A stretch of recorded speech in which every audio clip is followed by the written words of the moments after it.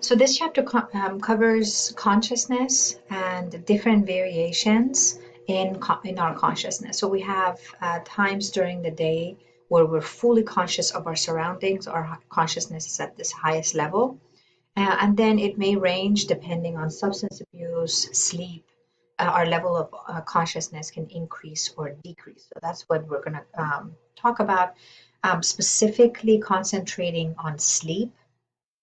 The function of sleep, you'll find there are different stages to sleep, each one as important as the next. Talk about some sleep problems, and then I'm going to divide up this chapter into two parts. And the second part will cover substance abuse and use and abuse. So to start off with what consciousness is, it's a sensory awareness of our environment, whether it's internal or external. So being aware, fully aware of your surroundings. If you have a stomach ache, you might be conscious of it. And we know that consciousness falls on a continuum that ranges from being fully aware to deep sleep, and then we'll talk about substance abuse, which may alter our consciousness also. So here they did this experiment where this gentleman in red was asked for directions by the guy in purple. And right in front, while he's giving directions, they switch the gentleman. And he is absolutely unaware that the switch was made because he's not fully of his conscious surrounding. And they've done this variation with different ethnicities. It's actually pretty interesting to see. So we know the human body functions has this internal biological clock. I'm not talking about having a baby biological clock.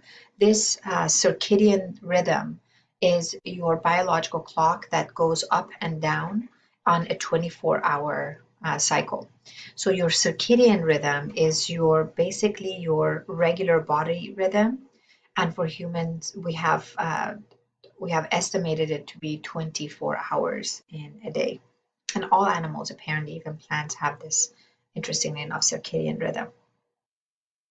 So for humans, that includes cycles of increase and decrease on a 24-hour basis of your body temperature. Deep sleep, your body temperature decreases. When you're fully alert, it's at its highest. Arousal, meaning how alert you are. Mental acuity, how sharp you are. There are times during the day as we get tired, our mental acuity and arousal really decreases. We're not as aware. And then sometimes during the day, it's really at its highest. So there's a nice range in that. They have looked at an average human's circadian rhythm. This is an individual that goes to sleep at about 11, 12 a.m., wakes up about 7, 8 a.m. What they have found is there's peaks and dips in our alertness and memory functioning, body temperature. So we know your lowest body temperature, which means it's very difficult to wake someone up around 4 a.m. Highest body temperature is at 4 p.m.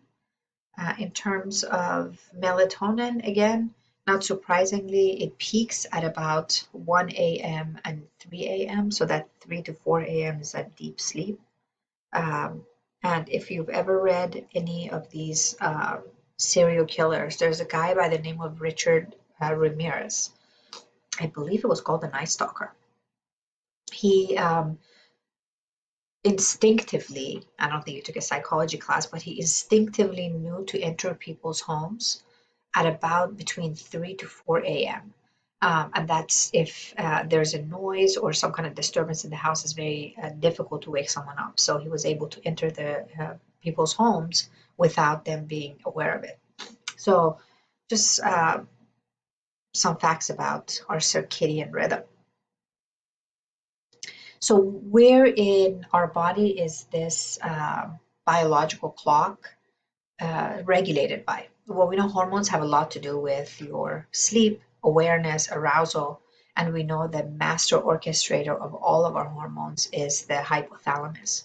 Because hypothalamus is in charge of all the hormones, including the ones that help you fall asleep, that is the center of your biological clock. Now, within the hypothalamus, there is a cluster of neurons called suprachiasmatic nucleus. And it's a tiny, remember, you have the hypothalamus on either side of the brain.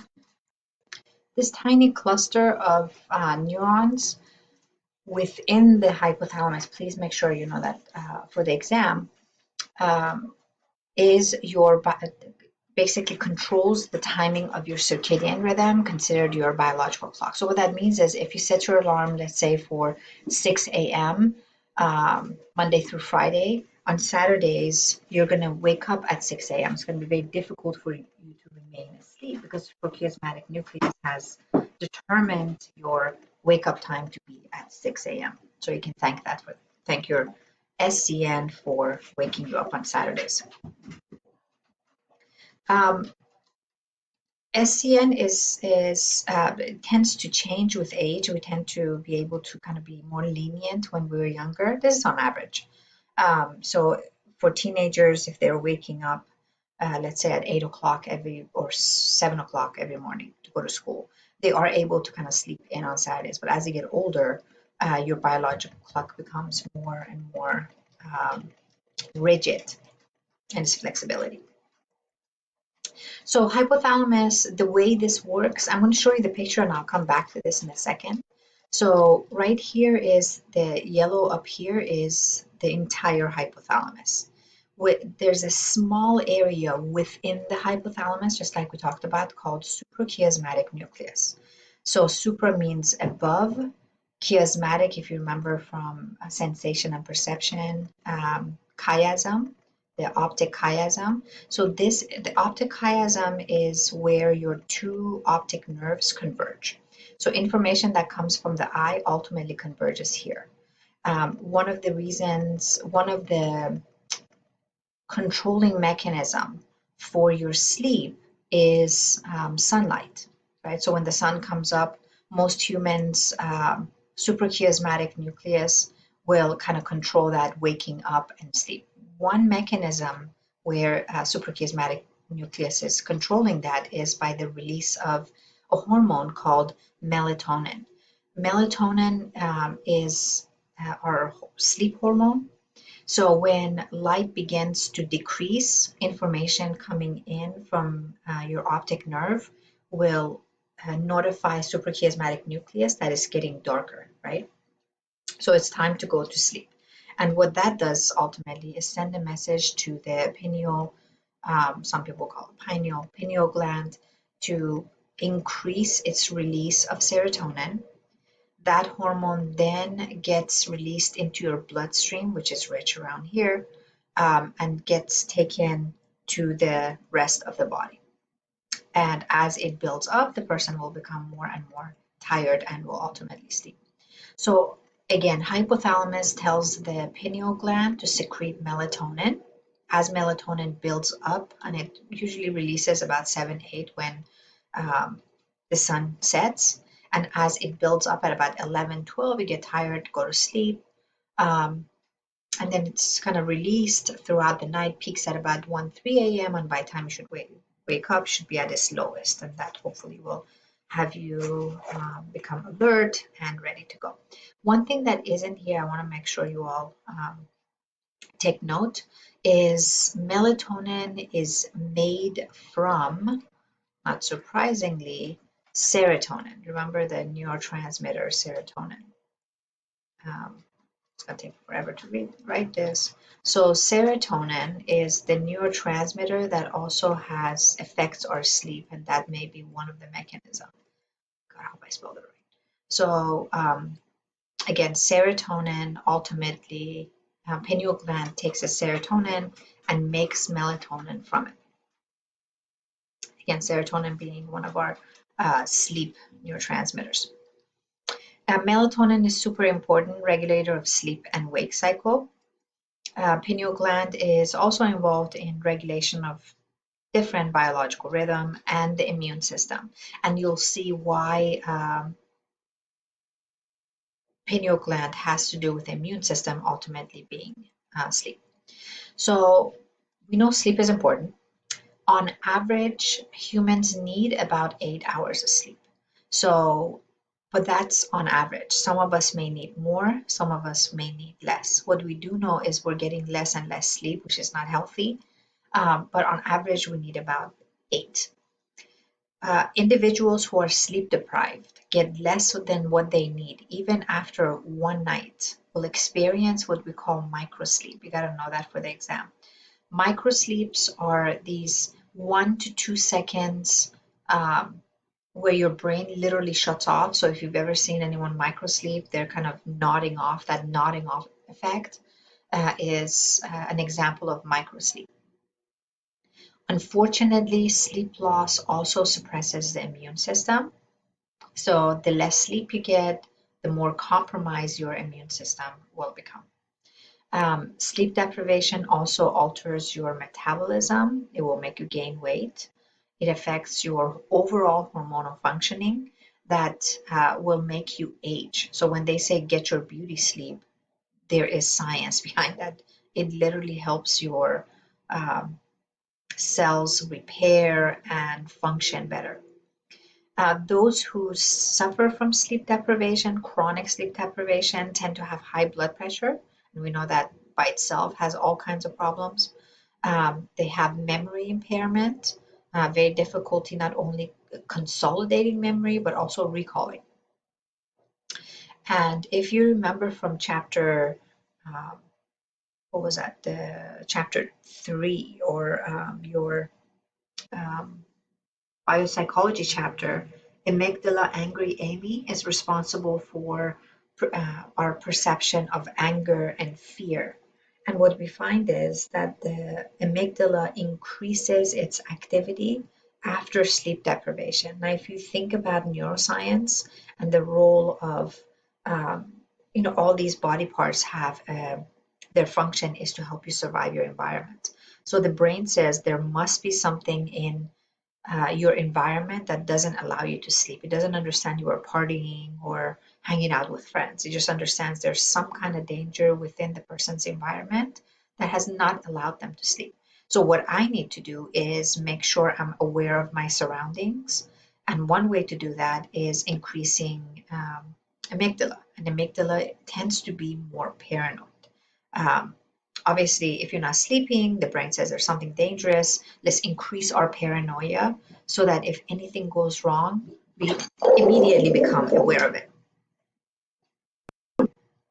So the moral of the story is those who are sleep deprived um, tend to be more on alert and more paranoid. So it's super important, and their brain just isn't functioning the way it normally does.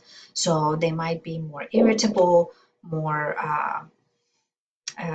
combative. So leave them alone until they can sleep and the amygdala can decrease its activity to normal size. So we just talked about this. There's also weight gain associated with with sleep deprivation. We know there's 2 hormones that affect sleep or weight gain. I'm sorry. Inadequate sleep increases your ghrelin. Ghrelin naturally is a hunger hormone that makes you more hungry. So as ghrelin increases, your appetite goes up. So ghrelin, as it increases, even though maybe you might have eaten, you will feel more hungry. And it decreases leptin, the hormone that tells you to slow down and not eat anymore. So it's you got a kind of a double whammy there. This is just a quick summary. This is not on the test, but just for those of you who are interested in sleep and its effect on sleep. Lack of sleep can actually make folks hallucinate. People have reported hallucinations after sleep deprivation. Very difficulty paying attention, kind of hyperactivity, being overstimulated. So these are all effects of sleep. So after this video, hopefully this will work about the effect of sleep deprivation. Oops, I guess not. So I'll embed it in our module. It's not working here, but I'm embedded in the module so you can see the effect of sleep deprivation. If we look at lifespan development in the amount of sleep we need, you can see newborns need between 14 to 17 hours of sleep, but there's a nice range, right? On average, that's the average. And as we get older, it really stabilizes after teens, between 18 to about 65. Not much changes. Now, the quality of sleep will definitely change. We tend to not sleep as well as we age, especially for males and females, really. Frequent waking during the night, that's just part of aging. But in terms of the amount of sleep, it stays pretty stable over our lifespan. So again, pineal gland, super important in playing a role in our sleep. Melatonin, it secretes melatonin, which ultimately regulates sleep and helps with the immune system. Pituitary gland is another gland that sits right underneath the hypothalamus. These two you don't need to know for the test, but for females, important gland in its regulation of our hormones and growth hormone, which helps with not only with physical growth and maturation, but it does play a role in our sleep and alertness. So they wanted to find out what's the function of sleep? Why do we sleep? Why is it that we sleep at night? Why do we get 8 hours of sleep? So the first theory that came out, the recuperation or restorative theory of sleep, says that sleep is physically restoring to us. And while we sleep, the brain is trying to get back. If you use a lot of certain neurotransmitter, it gets back its supply. Tissue throughout the body is becoming repaired. So it's more of a recuperation from the day's work. And what we have found is this sleep rebound. So if you don't get enough sleep the night before, you might sleep a little bit more the next night. If that in fact is true, we know most mammals sleep. And the more the mammal is active, the more resources they're using during the day, then they should be sleeping more. And that's not what our research is, I'm not doing anything, but that's not what the research is showing. According to the research, cats, this is grown house cats that are not doing anything really, are not active at all, are sleeping about 4. So on the other hand, a horse, which is a large animal, is super active, should be sleeping more than a cat, but we find they sleep really on average 3 hours. So given that information, the recuperation restorative theory may not have explained why we sleep for 8 hours and why we sleep at night. So the second theory that came out was the circadian adaptive theory of sleep, which is really important. Make sure you know that for the test. These folks are basing this theory on the belief that sleep has evolved to keep humans out of harm's way during the night, during the dark of night, and possibly from becoming prey of some nocturnal predators. And what that means is we are visual animals. In order to survive and defend ourselves, we have to be able to see. And unfortunately, at night, we cannot see. And therefore, our brain has evolved so that we can sleep at night. We're protected from prey. We're not walking around and not falling off a cliff because we can't see. And during the day is when we're fully alert and can protect ourselves. So these are the two major theories of sleep. Make sure you know both for the exam. And both have their place in explaining why we sleep 8 hours and why we sleep at night. So this you don't need to know, but just to kind of recapture just kind of review what we said. So function of sleep, it absolutely helps us rejuvenate the body, so that restorative, recuperative mechanism is there. It helps you recover from stress. Again, that recuperative sleep, it does help you consolidate learning. That's why they tell you to get a good night's sleep before a big test, so that your brain can organize and really solidify the information that it has learned. And we know babies are sleeping 17, 18 hours a day because it is promoting development of their brain. So these two theorists who you will see in the video, Azareski and I can never remember the second guy's name, they wanted to study sleep.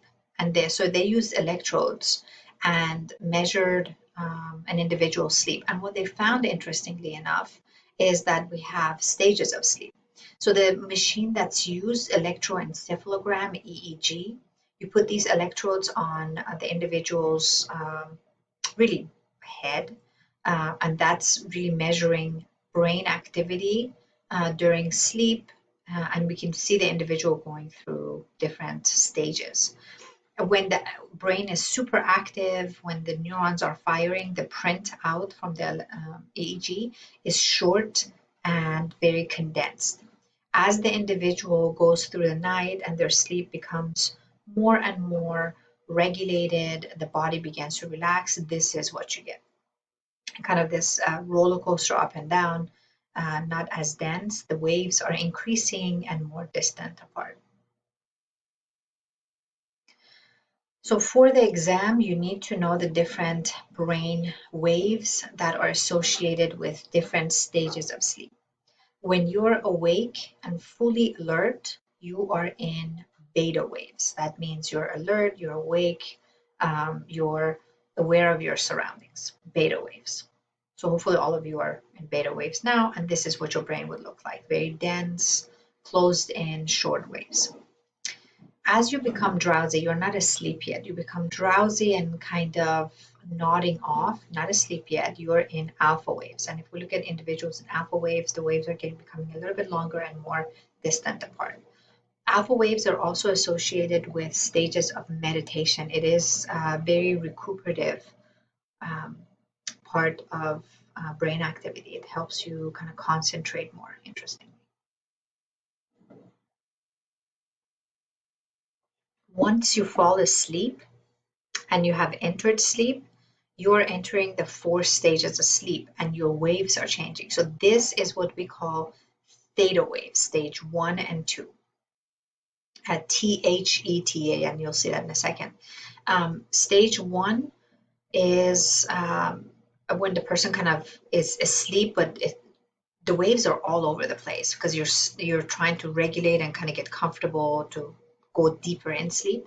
Stage 2, you don't need to know about sleep spindles, but there's these highs and lows, and then there's clusters that are associated with stage 2. As the night progresses, you're getting deeper and deeper and deeper into sleep.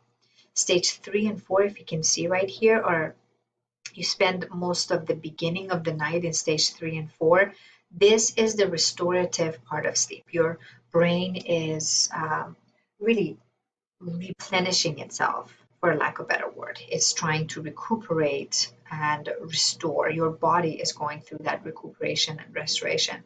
Very difficult to wake someone up during stage 3 and 4.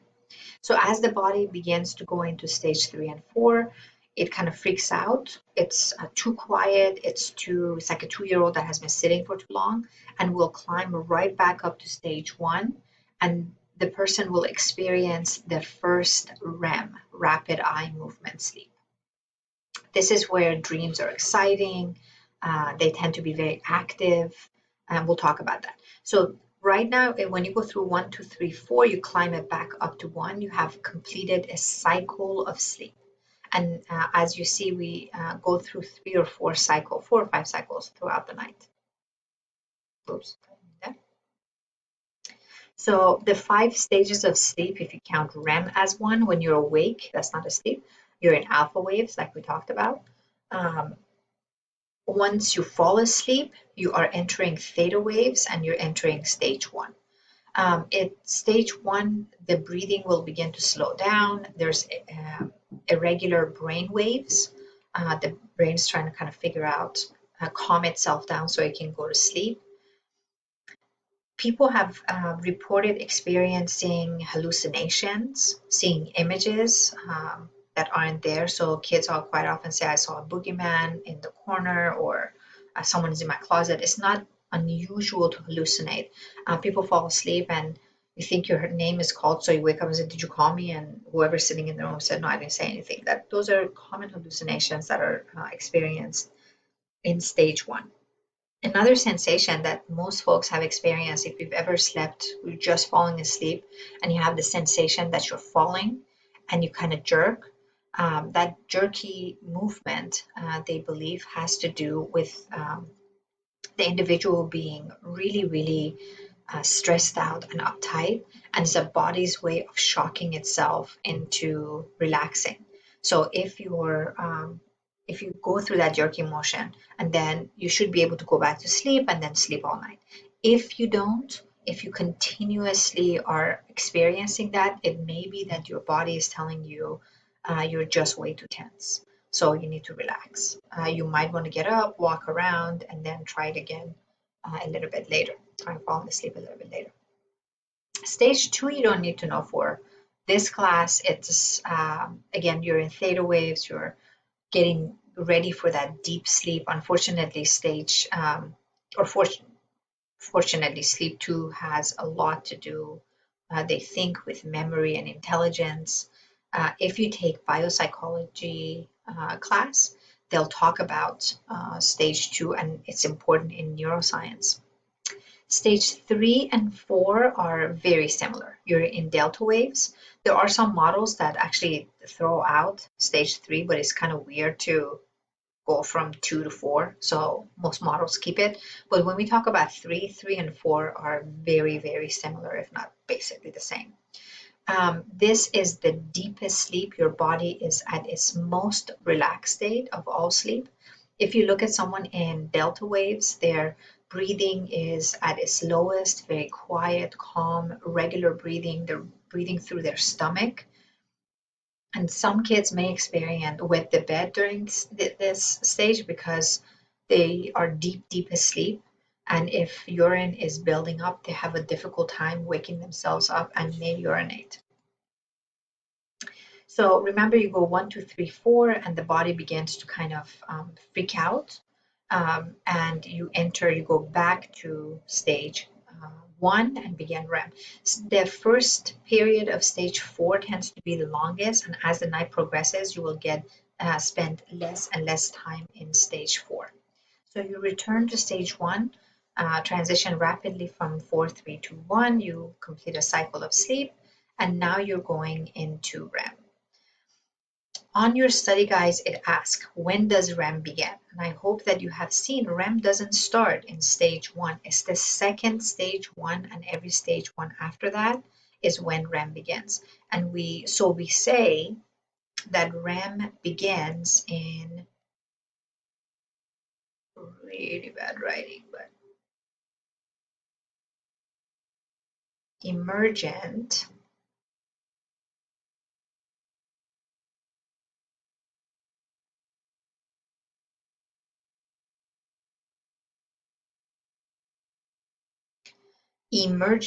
stage 1. That means the second stage 1 and every stage 1 after the initial one is when REM is beginning. REM,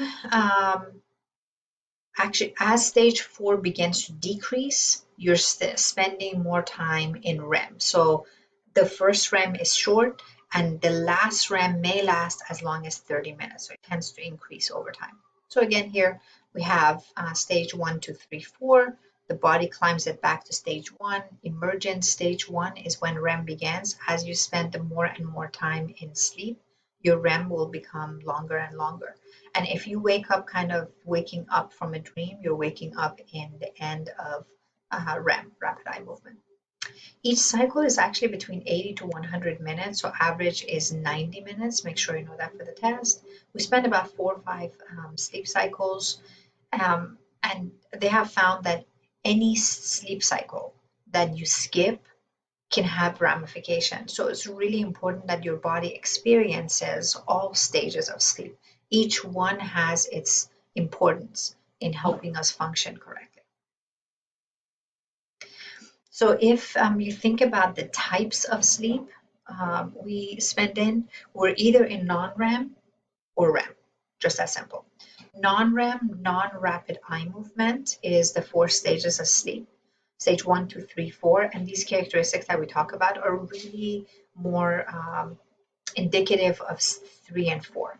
When your body is slow, there's regular respiration, heart rate is slow, there's very little body movement, although there could be body movement. The person is at their most relaxed state.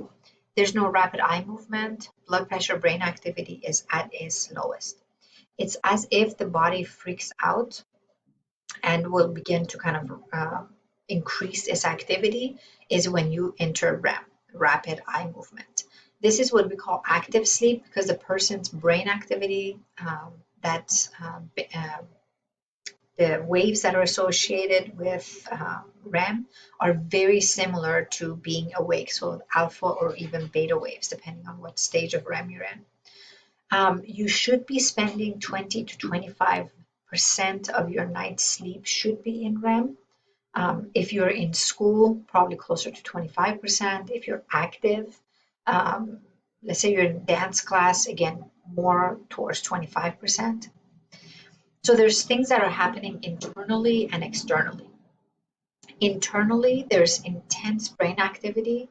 Your brain metabolism in terms of processing information is rapidly increasing. What's fascinating about REM is even though your brain is super active, if you look at your brain, it almost feels like the individual is awake. Yet there is overall body paralysis, and that's the external part of it. Your large muscles become paralyzed. So if you've ever woken up from sleep, from a nightmare, and you can't move, that's because your motor cortex is active. So you're running in your dream, you're punching, yet brainstem that sits right on top of your spinal cord is blocking any messages from going to the rest of the body. So it's almost like paralysis. It is paralysis. So if you wake up and you can't, your heart is beating fast and you can't move, don't freak out. You're not possessed by the Holy Spirit. There's nothing evilish going on. It's just you woke up in the middle of REM when the brainstem is blocking all messages from going down. If we look at brain activity, brain temperature is higher. Epinephrine, which has to do with activation of the body, is releasing. So your blood pressure is going up, heart rate, respiration, everything is on the increase. What we see externally, the body appears calm, but the eyes are moving back and forth. Thus the name rapid eye movement. Large muscle is paralyzed, eyes are darting everywhere. They think there's a lot of brain is consolidating a lot of learning. Perceptual skills increase after 8 to 10 hours of sleep. So we know it has some kind of recuperative effect, learning effect, memory consolidation. Now, we just said the body goes through this physiological arousal, right? So blood is rushing all over. Well, one of the areas it will rush to is genitalia. So nighttime erection, or men who experience erection right before waking up, they're in REM. One of the things that happens in REM, because the blood is rushing all over, one of the areas it rushes to is the genitalia. And so there's no correlation between dreaming, what you're dreaming about, and how your body is reacting. Same thing happens for women, but for men, it's kind of more visible. So if a man wakes up from sleep with an erection, they could be stabbing someone in their sleep and they wake up with an erection. That's just simply waking up from REM. So in Victorian times, they thought, well, that's just not cool, right? Very, very religious. You shouldn't be. They thought that because males were dreaming about something inappropriate, that's why they were experiencing erection. They were dreaming about unholy stuff. So they created this thing called the cock ring. or their version of it. So you put the penis in the middle, and if the man has inappropriate dreams and experiences erection, these spikes will go into the penis and wake the male up as a way of punishment. Now, we know REM is super important in helping you consolidate and really overall functioning. So these poor young men were having sleep deprivation um, because of lack of scientific knowledge. Super important to keep religion, which is important in our society, away from um, science, to have their own place in our society. So they've looked at overall, we know overall sleep deprivation has long-term effect. They wanted to see what happens when we deprive individuals of specifically REM.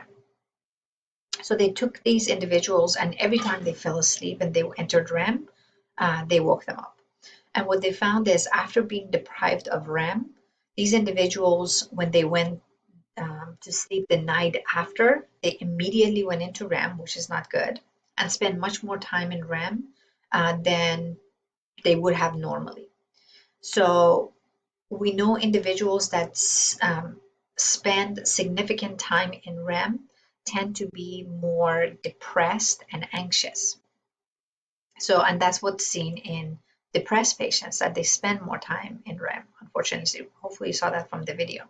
So this REM rebound is not good. In a night of drinking, alcohol is likely, over drinking, is likely to take REM away. So even though the individual passes out and it seems like that they should have gotten a good night's sleep, they don't. The REM is taken away.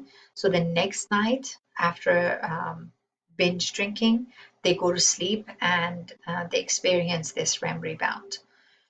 So in the individual deprived of REM sleep tend to learn more slowly the next day. They forget what they have learned much more quicker, and they show that REM rebound, which has to do with depression, really. So we know REM has to do with most vivid types of dreams, right? You don't need to know the definition for dreams, but dreams are a sequence of images, emotions, thoughts that pass through a person's mind. The dream quality, whether you're in REM and non-REM, will be very different. REM dreams, this is when the individual is experiencing a story-like dream, right? So there's a sequence. This happens and then this happens. It tends to be vivid, visual, emotional, very memorable dreams are happening during REM. You also dream in non-REM, but they're really less frequent than REM and super boring. Most people don't remember their non-REM dream because it's just not memorable. In REM sleep, there's a biological explanation for this. I'm going to show you a picture in a second. But we know in REM, there's two neurotransmitters that tend to lower it. This is the one you want to remember for the exam. Because serotonin is lowered during REM. We know serotonin has to do, activates your frontal lobe, which controls your inhibition, impulses.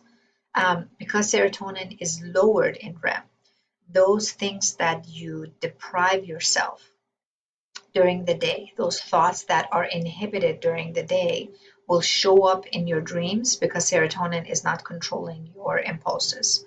So you may dream inappropriate stuff. You may be punching, aggression, all the stuff that you want to experience during the day, or your impulses are pushing you towards, but you're controlling yourself, will show up in REM. You also have these things called lucid dreams. Lucid dreams are simply dreams where the individual is controlling the content of their dream. Most of us experience lucid dream after we wake up and then make ourselves go back to sleep because the dream was so good. But there are individuals that actually practice lucid dreams so that they can control their dreams all night long. The individuals you want to associate with dreams and interpretation of dreams is Freud. Sigmund Freud said dreams are gateways into our unconscious because they are fulfilling our wishes that we deny ourselves during the day. And that's all coming from the unconscious. So dreams are seen as wish fulfillment, things that we deny ourselves during the day because of society and societal rules show up in our dreams. Now, in your dreams, there's two content that you need to know. Manifest content is the dream itself, right? So patients who are in psychoanalysis will go to their therapist and share their manifest content. This happened, and then this happened, and then this happened. So this is just the dream itself. The job of the therapist is to help you understand the meaning of these images that are coming during sleep. This is called the latent content. And Freud believed that the latent content is giving you a gateway into your unconscious so that you understand why you're doing the things you're doing. That was one theory, and it dominated the field for many, many years. If you go into psychoanalytic therapy, they will request that you bring in your dreams so that they can help you interpret it and help you understand your unconscious a bit better. Hobson, however, came up with a more neurochemical mechanism of a dream. I'm going to show you the picture and I'll come back to this. He said during sleep, during REM specifically, an area of the brain stem called the pons become active for whatever reason, we don't know. But the brain stem becomes active, pons, and begins to increase its neural activation. So it's sending out the signals. Remember, the brainstem from here down is blocking any messages from going to the spinal cord, so the person experiences paralysis. Well, if the messages can't go this way, can't go down, they're going to go up. They are sent in for interpretation. Hey, things are coming in, I don't understand what's happening. It has to go to the thalamus, that's your relay station. Thalamus, because it's not getting the sensory input, your eyes are closed, you're not really seeing anything, you're not touching anything, your motor cortex is firing it, you're not going anywhere. So all this activation that's happening is sent randomly, according to this model, throughout the cerebral cortex, so that the cerebral cortex begins to interpret this information without having any sensory input. So according to Hobson, the neurotransmitters that are activating pons, ACH, and the pons stimulate responses that lead to dreaming, according to them. So as the reticular formation, which is right behind pons, becomes active, the person, it kind of wakes up the cerebral cortex without the person being awake, if that makes sense.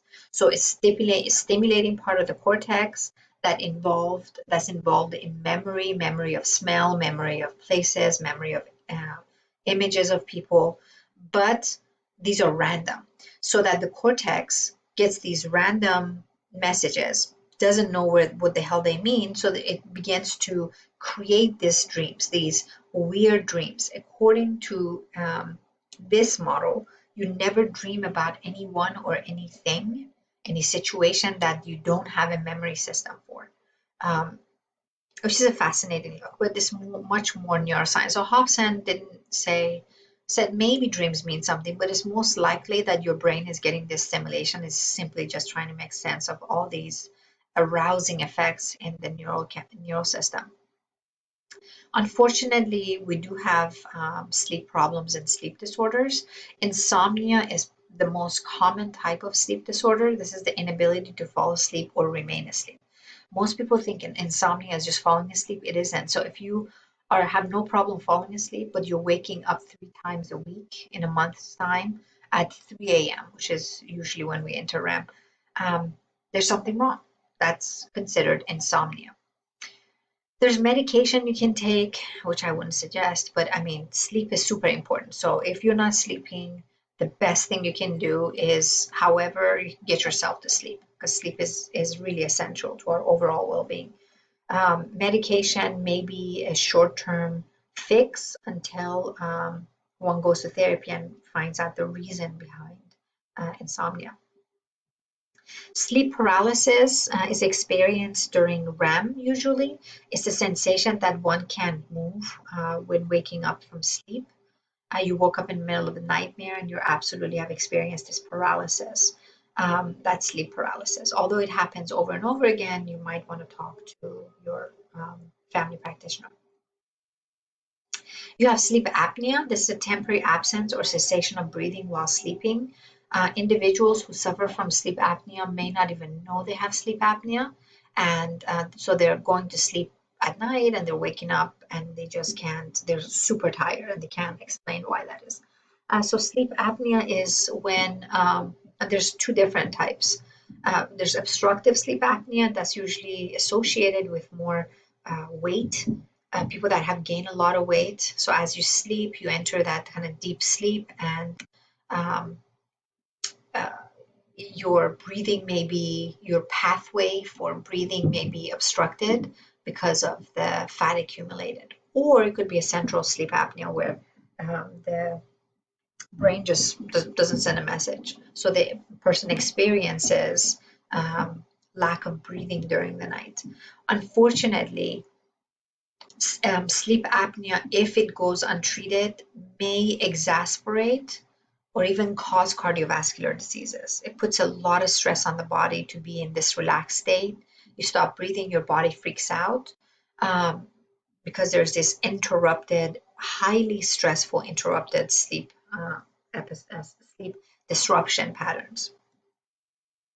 So the treatment for it is continuous positive airway pressure, CPAP. CPAP is this machine that is the person wears throughout the night and it blows air to keep the pathway open. And I can't tell you how many people I've met that have sleep apnea, and one night of using CPAP makes a world of difference in the quality of sleep. So if you know someone that suffers from sleep apnea, or if you do yourself, please get the CPAP. It is really a lifesaver. Your next sleep disorders, narcolepsy. These are individuals that have sudden attacks of sleep during waking hours, and this is independent of how much they slept the night before. Some of these individuals will experience what we call cataplexy. It's a lack of muscle tone or muscle weakness.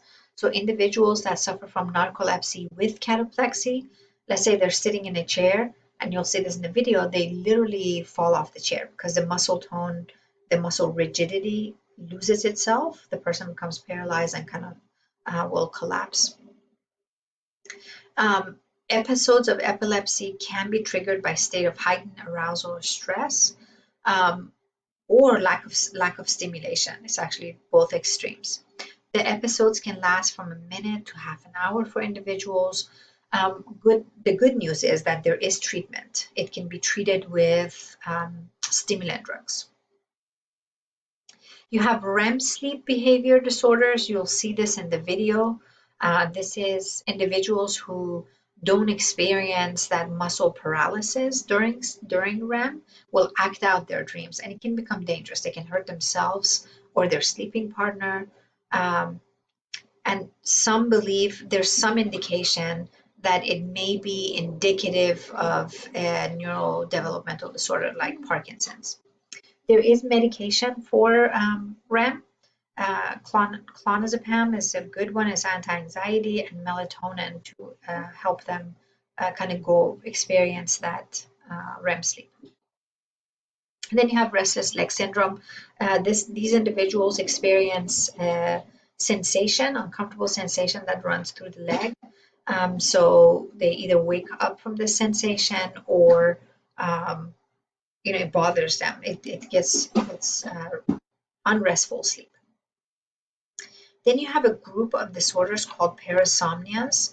These sleep disorders are associated with stage 3 and 4 specifically. This is deep sleep disorder. Please make sure you know the difference between night terrors and nightmares. Night terrors are sudden physiological arousal from sleep that's experienced in stage 3 and 4. Children younger than teens may experience this, where the individual is in stage 3 and 4. They're supposed to be at their most relaxed state, yet there is almost like a panic attack. There's a sudden arousal from this sleep pattern. So the individual, it's different than nightmares. It's a sudden arousal where if the individual wakes up, they will experience heart palpitations and um, uh, overall physiological arousal. So remember, nightmares are happening in stage in REM, whereas night terrors are happening in stage 3 and 4. Bedwetting is also occurs in stage 3 and 4. Sleep talking, although you can talk all night, but sleep talking increases in stage 3 and 4, and sleep walking. So I have this video of an individual that actually had a history of sleepwalking, and it kind of went very wrong.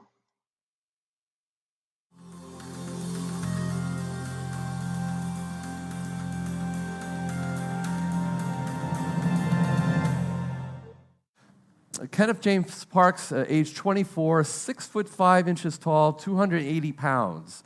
The night of May 24th, 1987, he was sitting in front of his TV in the living room, had fallen asleep. He woke up, put on his shoes, grabbed the set of car keys, left the house, leaving the front door completely wide open, got in his car, left, leaving the garage door completely open. He drove through the streets of Toronto, 23 kilometers, which is 14 miles, went to the home of his in-laws, Barbara Woods and Donald Woods, and in the garage he took out a tire iron, went upstairs to their bedroom. He nearly strangled his father-in-law, Donald Woods, before he went to his mother-in-law, Barbara Woods. He smashed her with a tire iron. She had brain bleeding, but he stabbed her 6 times with a kitchen knife, and the stab through the heart killed her. He then went to the door, outside the door, the 2 doors of their teenage daughters, and they reported later that he was grunting in a very loud way like an animal. And it was terrifying because then he stopped grunting and then he started again. Fortunately, he did not enter their room. He left the home, walked into a police station at 4:45 in the morning, and he said, "I think I killed somebody. I don't know what happened. I saw the face of Barbara Woods. It looked very sad to me, but I don't know what happened. I think I did something terrible." The police made a very important observation.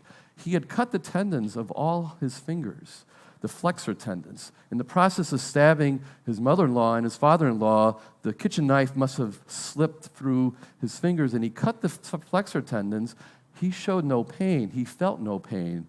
And in the subsequent trial, that was very important evidence to indicate that he was not really with it, not awake. Because people, if they're awake, will have incredible pain after cutting basically 10 tendons of your hands. Now, he was acquitted in the trial that began a year later, and this made Canadian legal history the first time the sleepwalking defense was successfully used in a murder case. Now, people will say, how could this be? Well, the evidence was really compelling. I reviewed the 1,737-page court transcript, which I analyzed in my book, Paradox Lost. And basically, I think the jury got it right. First of all, he had a sleepwalking history. At the age of 11, his mother caught him as he was about to leave the 6th-floor window of their dwelling. I mean, he would have killed himself. He was always known to be a very, very deep sleeper. He also had an incredible family history of sleepwalking. 20 first-degree and second-degree family relatives had parasomnias. I mean, it's just unbelievable. And covering 4 different parasomnias: sleepwalking, sleep terrors, sleep talking, and also sleep-related eating disorders. So he had the incredible family history, he had the personal history, and on top of that, he had 3 major precipitating factors for people with a vulnerability to sleepwalking. The first factor was that he had been sleep-deprived 48 hours, which is a known risk factor for sleepwalkers. Second of all, he had major physical stress. He had played rugby on a very hot and humid afternoon in Toronto, and he was incredibly out of shape. So that's what we call a physical stress. And third, he had emotional stress. He had been a gambler, had gotten into major debt, and that was really weighing on him and really having an adverse effect on their marriage. Also, in the kind of witch's brew of his sleepwalking mind, the next day, he had organized a picnic, a barbecue at his in-laws' house. So in the sleepwalking mind, he was driving to his in-laws. He just happened to do it maybe 12 hours too soon in the wrong state of mind, in other words, the sleepwalking mind. How the violence and the murder entered in, we don't know, but basically he had no motivation to kill his in-laws, and in fact, when he first met his future wife, Karen, she was a teenage runaway, and he convinced her to go back to her parents. So his in-laws were immensely appreciative of him because he helped rescue their runaway daughter, told her, go back to your parents. He eventually married them, and they considered him like a son. In fact, Barbara Woods called him my gentle giant. And in fact, he murdered her. So there was really no reason at all for motive for murder. He had been a sleepwalker, he had the risk factors for that night, and he had the family history. And for that reason, the jury, I think, got it right by acquitting him. The prosecution in Canada can appeal a murder trial, unlike the United States. And on appeal, the acquittal was sustained. It was basically supported. And unfortunately, I heard that down the road, he eventually did get divorced. I think it was just too much of a strain on your marriage when your wife realizes, you killed my mother, you almost killed my father. Although apparently he did well with clonazepam as therapy of his sleepwalking. But I think this is an extreme example of sleepwalking, but it's unintentional behavior with tragic consequences. And obviously sleepwalkers should avoid the precipitating factors in terms of sleep deprivation, physical stress, and deal with their emotional stress the best way possible. So that's obviously an extreme case of sleepwalking, but unfortunately for him, it went really, really, and his wife went really bad. So that's it for the sleep section. This may be a really good point to watch the video if you haven't already, and then come back and watch part 2 on substance use.